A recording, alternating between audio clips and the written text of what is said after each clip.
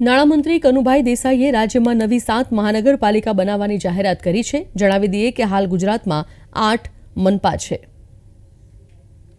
વિશ્વસ્તરીય આંતરમાળખાકીય સગવડો સાથે ટકાઉ અને રહેવાલાયક વસવાટો પૂરા પાડી સુશાસનના માધ્યમથી આ લક્ષ્યાંકો પૂરા કરવાની અમારી સરકારની નેમ છે।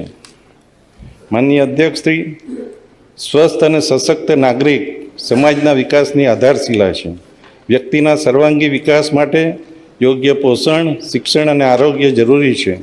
સમૃદ્ધ જીવન માટે આ ત્રણેય પાસાઓને વિકાસના કેન્દ્રમાં રાખી નાગરિકો સાથે મળી સહિયારો પુરુષાર્થ કરવાનો અમારી સરકારનો નિર્ધાર છે। સરકારના આ નિશ્ચયને નક્કર સ્વરૂપ આપતા વિવિધ વિભાગોની પોષણલક્ષી યોજનાઓમાં નોંધપાત્ર વધારો કરવાનો સરકારે નિર્ણય કર્યો છે। ચાલુ વર્ષની અંદાજે ₹3200 કરોડની જોગવાઈ સામે પોષણલક્ષી યોજનાઓમાં આગામી વર્ષે ₹5500 કરોડની માત્ર જોગવાઈ